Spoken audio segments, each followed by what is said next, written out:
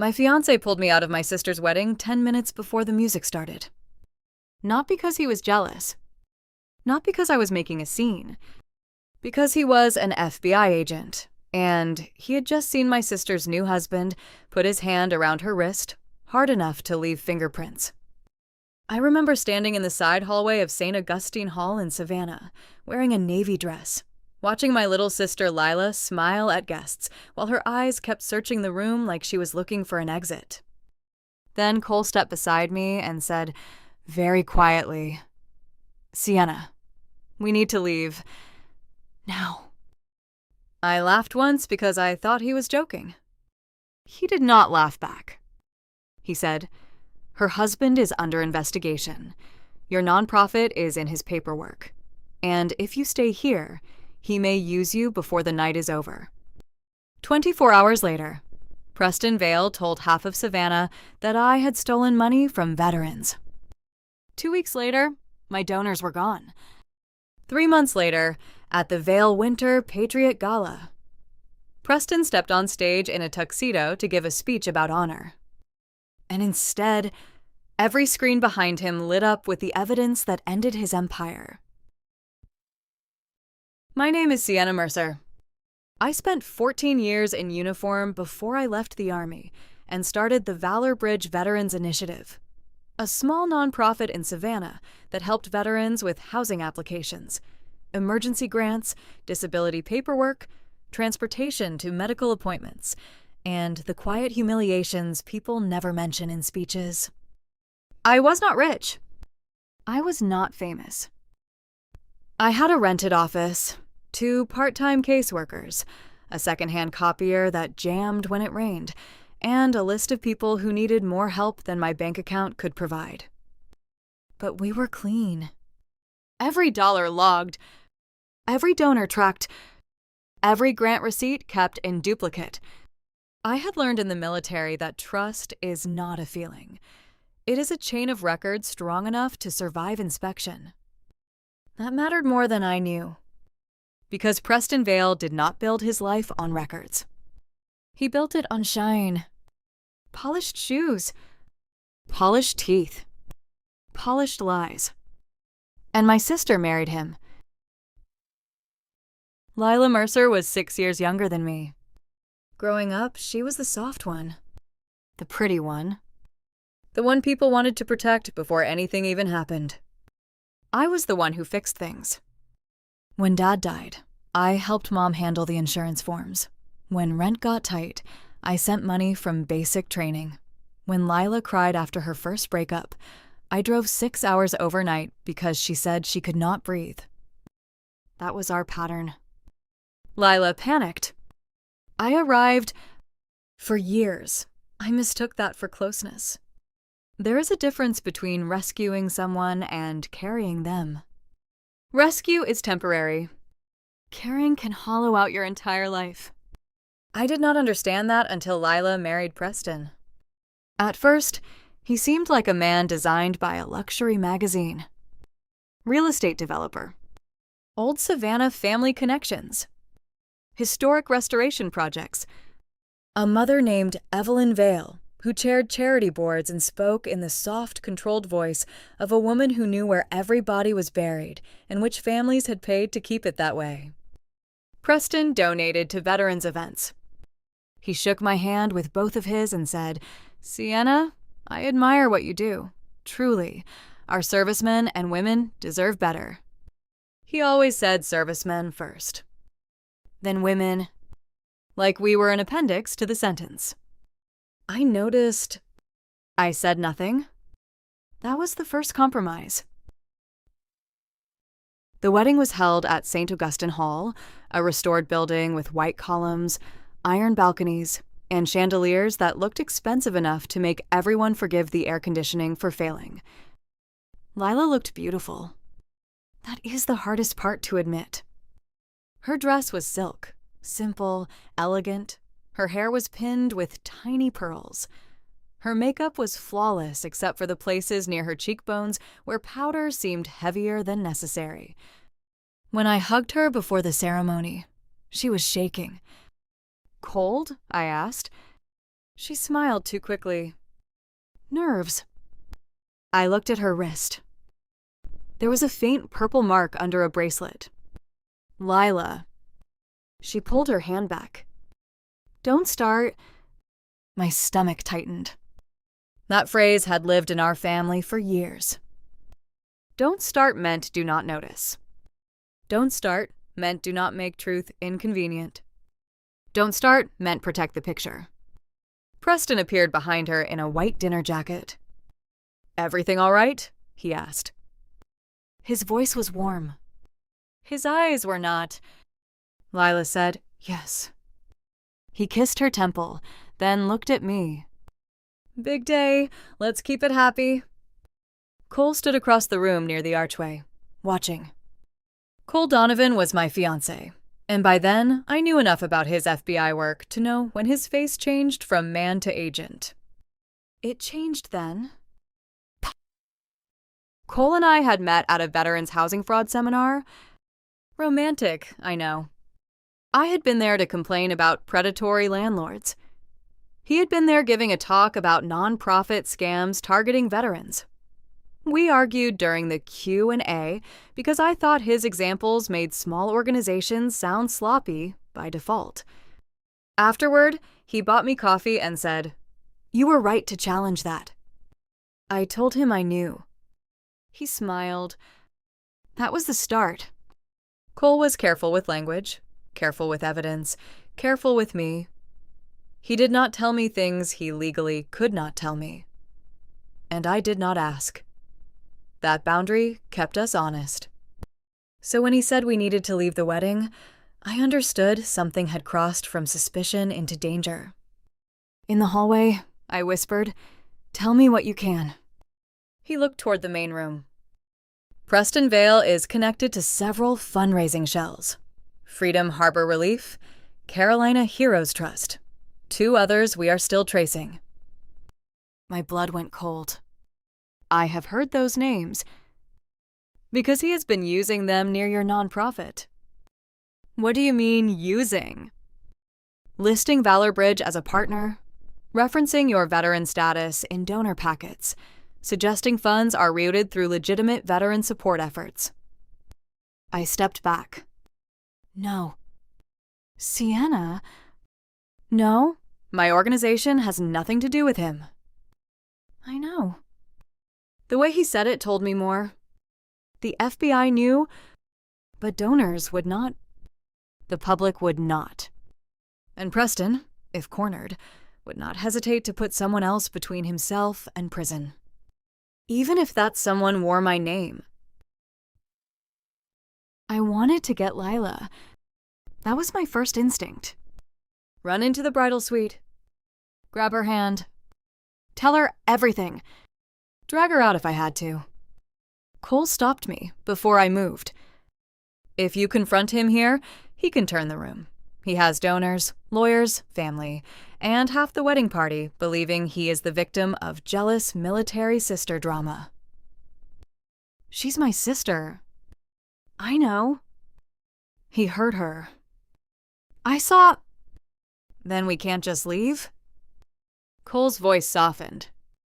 We are not abandoning her. We are refusing to give him a public stage before we have the documents. I hated him for being right. Only for a second. Then I hated Preston more. We left through a side exit while the string quartet began tuning in the main hall. Outside, the Savannah heat wrapped around us like wet cloth. I looked back at the doors. Inside, my sister was walking toward a man who had already turned her into evidence. She won't forgive me, I said. Cole answered, maybe not soon. That was the first honest thing anyone said that day. Preston moved faster than I expected. By morning, 3 donors had emailed me. By afternoon, 5. By evening, 1 major foundation paused a pending grant. The messages were polite. Concerned. Careful. We recently received information suggesting potential irregularities in Valor Bridge Veterans Initiative's partnership structure. Could you clarify your relationship with Freedom Harbor Relief? Please provide documentation regarding pass-through donations associated with Carolina Heroes Trust. One email included an attachment. A donor packet? On page 3 was my photograph from a veterans housing panel. Below it, Partner Liaison, Sienna Mercer, former Army officer and founder of Valor Bridge Veterans Initiative. I had never seen the document. My signature was not on it. But my image was there. My organization was there.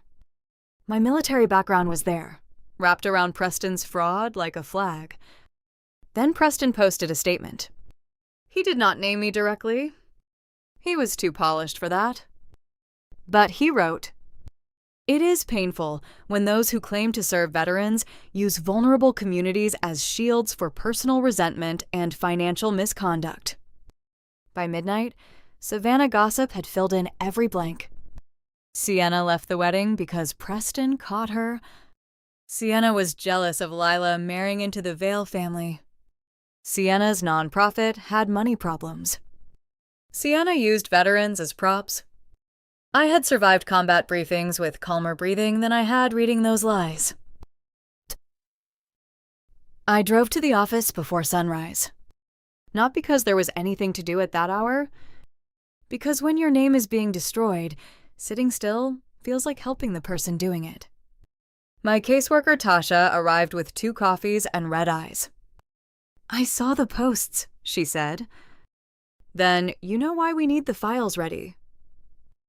Every grant? Every grant, every donor, every receipt, every disbursement. Nothing leaves the office without being copied. Tasha nodded.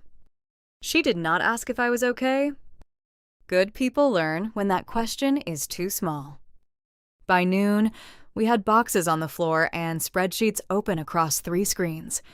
We cross-checked emergency housing payments, transportation reimbursements, veteran intake files, grant restrictions, and donor intent letters. Valor Bridge was clean. But clean does not matter if the stain arrives first. Public trust is fragile. Once people smell smoke, they rarely ask who lit the match. They step away from the building. Lila did not answer my calls. For 9 days, on the 10th, she appeared at my apartment at 6:40 in the morning. No makeup, sunglasses, a scarf around her neck despite the heat. I opened the door and she stood there, thin and pale, holding a tote bag like it was the only thing keeping her upright. "Can I come in?"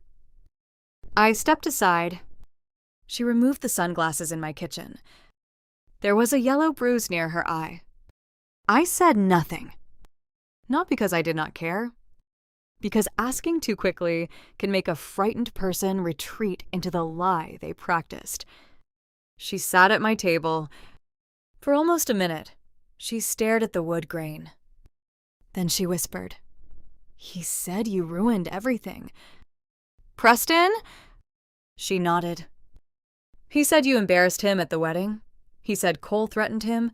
He said your nonprofit was already dirty, and he tried to help. But you panicked." I kept my voice level. "Did you believe him?" Her eyes filled.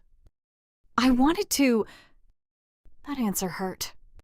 But it was honest. She pulled papers from her tote bag. Bank statements, emails, a signature page. "I sign things," she said. "What things?" "I don't know. Preston said they were routine, event sponsorships, charity partnerships, real estate development donations. He said his attorneys had reviewed everything." My mouth went dry. "Lila, did he make you an officer in any of the nonprofits?" "I don't know."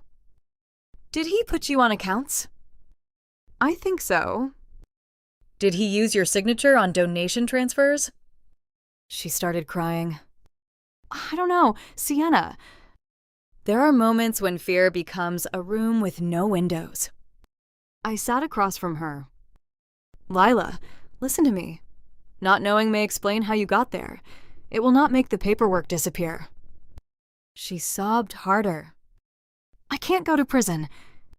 That was the moment I understood.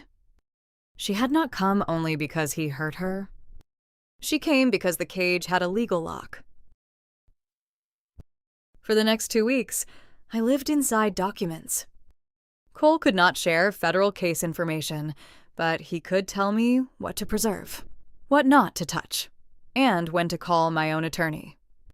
Fowler Bridge hired an outside auditor with money I did not have. We froze new donations. We emailed every donor a formal statement.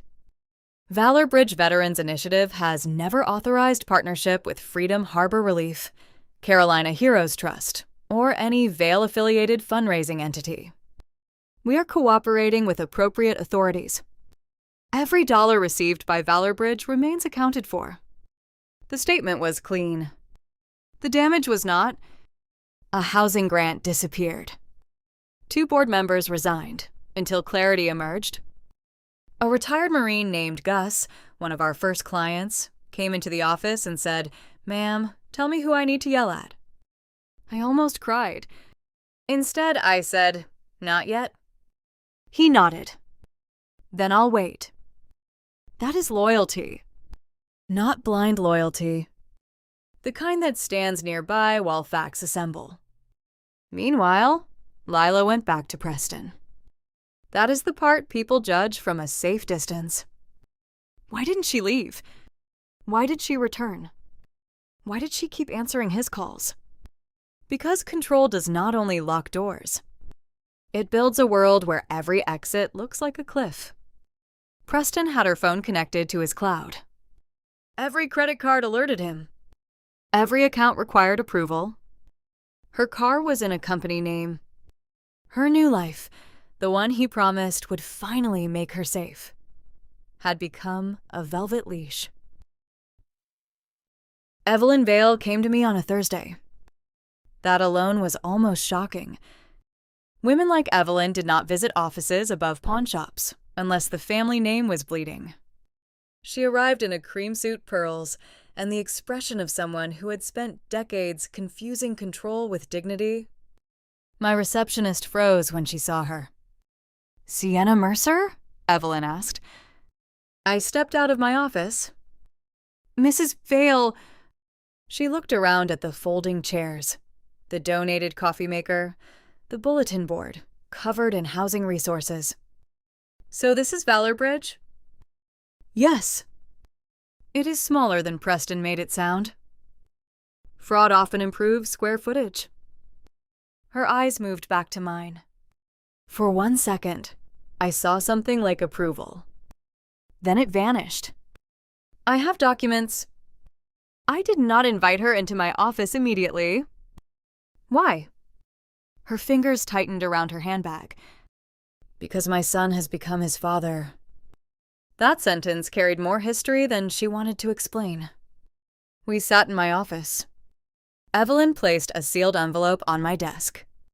Inside were internal ledgers, offshore account references, wire transfer summaries, donor event lists, and handwritten notes in Preston's slanted script.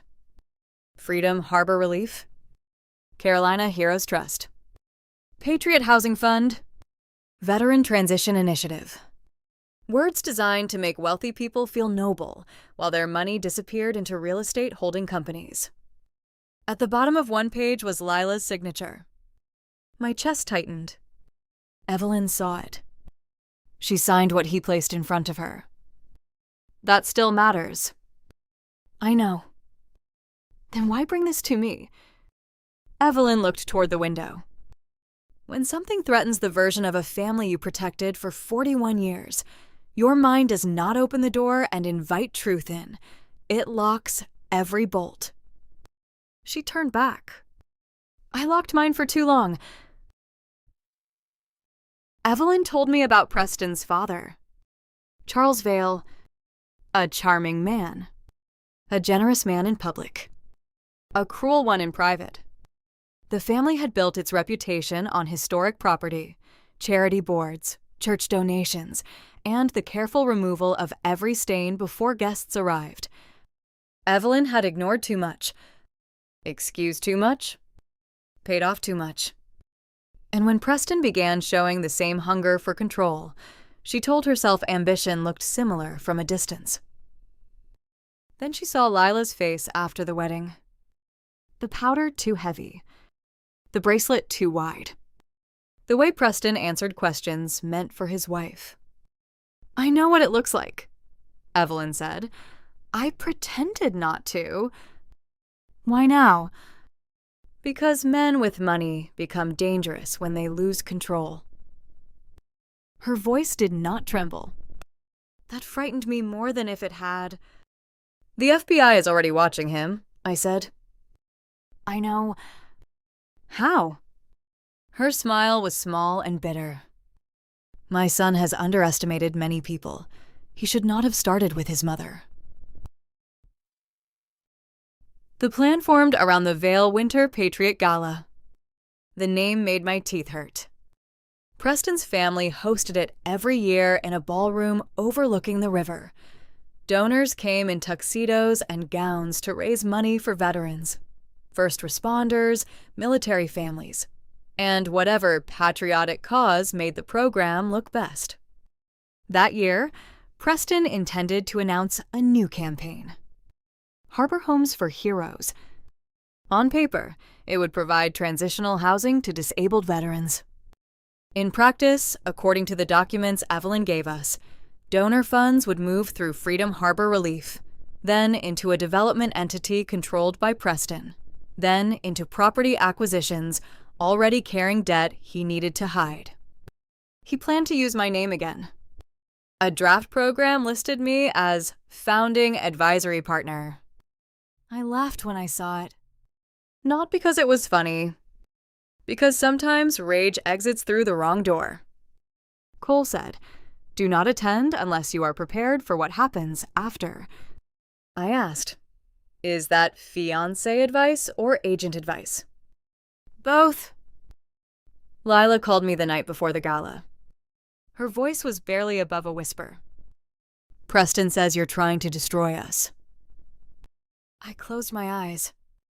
"Lila, there is no us in what he built. There is him, and then there are people he used as padding when the crash came." "I signed papers." "Yes." "I may be charged." "Maybe." She cried. I wanted to soften it. I wanted to say no, not you, never you, I will fix it. That was the old sister in me. The one who carried. "Instead," I said, "tell the truth before he decides what your silence is worth." She whispered, "I'm scared." "I know." "Will you hate me?"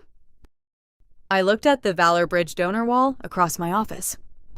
Photographs of veterans we had helped. People Preston had used without knowing their names. "I love you," I said, "but I will not lie for you." She was quiet a long time. Then she said, "Okay." That word was small, but it was the first step that belonged to her. The gala looked exactly like money pretending to be mercy. Gold light. White flowers. Flags behind the stage. A string ensemble near the bar. Men in tuxedos congratulating one another for generosity they had not yet proved. I wore a black dress and the small silver pin from my last unit. Not a uniform. Not armor. A reminder? Cole entered separately. So did federal agents I would not have recognized if I had not learned to notice people whose stillness did not match the party. Evelyn sat at the front table. Lila was beside Preston. She looked fragile, but not absent. That mattered. Preston worked the room like a candidate. He smiled, touched shoulders, laughed at donor jokes, mentioned sacrifice, mentioned service, mentioned families. Every word sounded stolen. At 8:14 p.m., he stepped to the podium. "Ladies and gentlemen," he said, "tonight we honor those who carried our country on their backs." I felt my hands curl. Behind him, The giant screen displayed the Harbor Homes for Heroes logo. A flag. A house. A silhouette of a soldier. He continued, "We are proud to partner with trusted leaders in veteran care, including organizations like Valor Bridge Veterans Initiative." I stood, not dramatically, but enough that Cole saw me. Enough that Lila saw me. Enough that Preston saw me. His smile thinned. Before he could continue, the screen behind him changed. The logo vanished. A ledger appeared. Freedom Harbor Relief donor intake. Then a wire transfer. Then another. Then an ownership chart showing the path from donations to Vail property entities. A murmur moved through the ballroom. Preston turned. His face went blank. The next slide showed my photograph in an unauthorized donor packet. Then a disclaimer from Valor Bridge denying partnership. Then Lila's signature pages. Then emails. One from Preston to his assistant. Use Sienna's military background. Donors trust soldiers. Another. If Lila gets nervous, remind her what happens if her sister's nonprofit takes the blame. The room erupted. Preston grabbed the microphone. This is an illegal attack. The microphone cut out. Evelyn stood. She did not raise her voice, but the first rows heard her. Sit down, Preston. He stared at her. Mother, I said sit down. For the first time since I had met him, Preston looked young. Not innocent, just exposed. Lila stood next.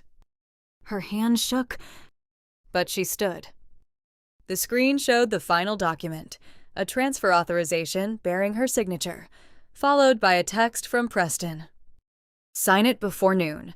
If you make me ask again, I will make sure Sienna carries this. Lila looked at the crowd, then at the agents moving toward the stage, then at her husband. I signed because I was afraid, she said. The room quieted. Preston moved toward her. Cole was already there. Mr. Vail, he said, showing his badge. Step away from her. Preston laughed once. A terrible sound. You have no idea what you are doing. Cole's face did not change. I do. 2 agents took Preston by the arms. People gasped as if fraud became real, only when handcuffs appeared. Preston looked at me then. Really looked. For months, he had treated me like a prop, a liability, a military photograph he could place in donor packets. Now he